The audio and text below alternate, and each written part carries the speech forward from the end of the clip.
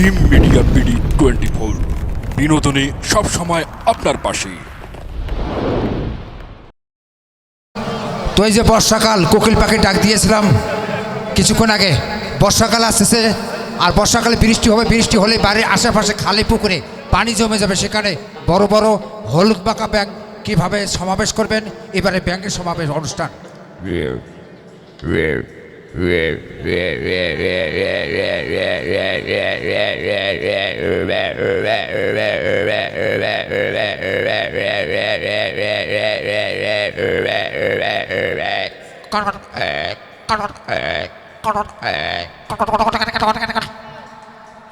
ধন্যবাদ। ব্যাঙের সমাবেশ গেল। ভাই গরম পড়েছে, এই গরমে বেশি খাবেন না। তাছাড়া আমরা বাঙালি বেশি খাই। বেশি খেলে কী হতে পারে? পেটের সমস্যা, যেমন ডায়রিয়া এবং পাতলা পায়খানা। আর পাতলা পায়খানা হলে পায়খানায় বসলে বোঝা যাবে পাতলা পায়খানার শব্দ কত প্রকার কী কী। লক্ষ্য করুন এবার পাতলা পায়খানার শব্দ।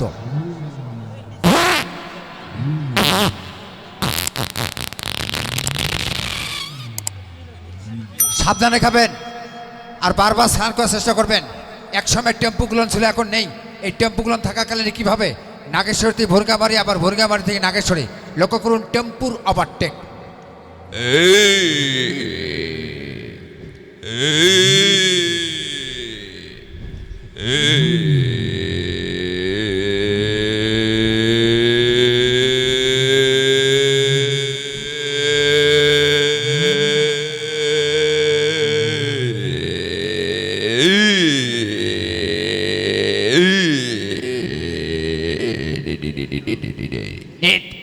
টেম্পুটা চলে আসলো।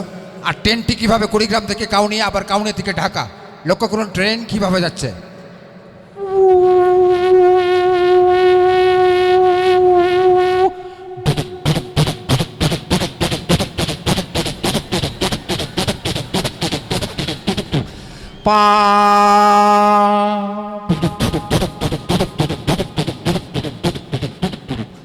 ট্রেনটি বলছে দেখা যাক কত দূর, দেখা যাক কত দূর।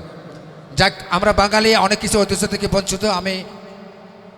আমরা দিনে দিনে বাংলা গানে আমরা বঞ্চিত যাচ্ছি। আমরা বিশেষ করে ভারতের হিন্দি গান, সুইজারল্যান্ড, আমেরিকান। মাইকেল জ্যাকসন মারা গেছেন, ওনার গান নিয়ে আমরা ব্যতিব্যস্ত। সংক্ষিপ্ত একটু মাইকেল জ্যাকসনের সংলাপ দেখুন।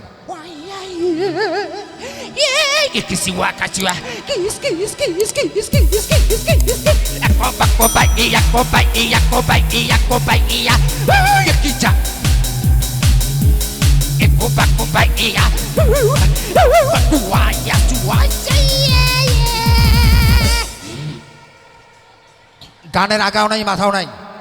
সে হারানো দিনের আব্দুল আলিম, আব্বাসুদ্দিন, লালন ফকির, কানাই, লালশিল, হাসন রাজা, এই সমস্ত শিল্পী গান গিয়েছিল। মানুষের কথা ছিল, আল্লাহ রাসূলের কথা ছিল। আব্দুল আলিম সাহেব কিভাবে গান পরিবেশন করতেন?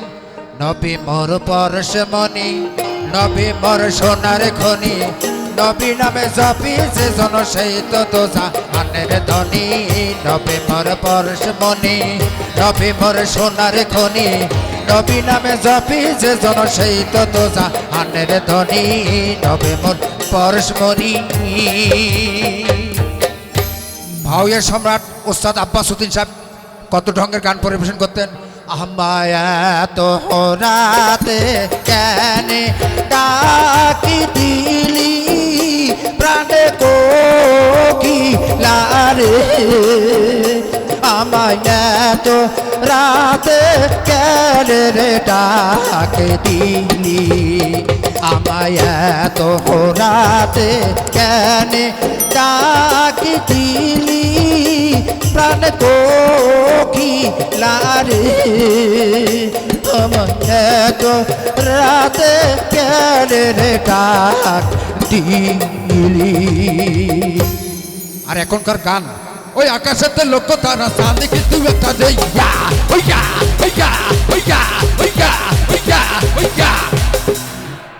মির্কি ব্যারাম লাভালাভে যাবা যাবে। যাক, আমরা মানুষ বিয়ে করি প্রকাশ্যে, পশু পাখির মধ্যে বিয়ে গোপনে। বিশেষ করে ছাগল বিয়ে করেছেন, উনি শ্বশুরবাড়ি থেকে যাচ্ছেন। সামনে শাশুড়ি পড়ছেন, শাশুড়িকে কিভাবে সালাম দিচ্ছেন, আবার শাশুড়ি কিভাবে সালাম ফিরাচ্ছেন। এবারে শুনুন ছাগলের সালাম কালাম। বলছে আবার সালাম আলাইকুম। আর শাশুড়ি বলছেন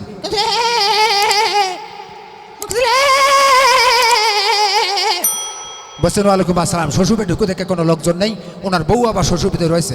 এখন বউকে কিভাবে ডাকছেন? রাবে আ আ, রাবে আ আ আ, রাবে আ আ আ আ আ। বউ হলো রাবেয়া। রাবেয়ার হঠাৎ করে সর্দি আর কাশ হয়েছে, কাশ শেষে জবাব দিচ্ছে কিভাবে? রাবেয়া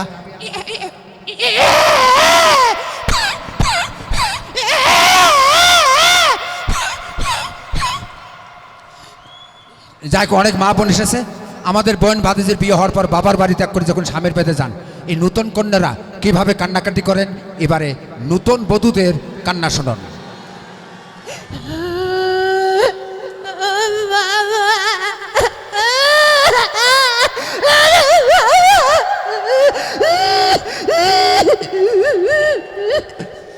ধন্যবাদ। 5-7 বছর সংসার করার পর যৌতুক না দেওয়ার কারণে স্বামী ধরে মারপিট করেছে। আসলে যৌতুক নিয়ে অনেক সংসারে মামলা মোকদ্দমা অনেক কিছু হয়ে যায়। তাই আমি সকলকে বলছি, আর নয় যৌতুক, যৌতুককে ঘৃণা করুন, বাল্য বিবাহ বন্ধ করুন।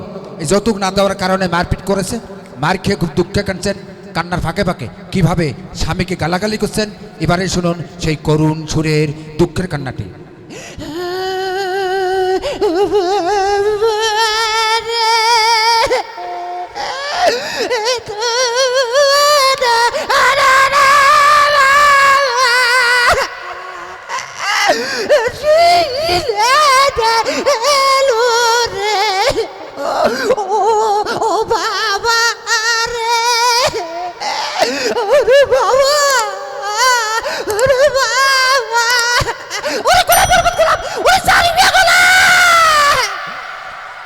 ধন্যবাদ সবাইকে। স্বল্প সময়, যার ফলে স্বল্প করেছি।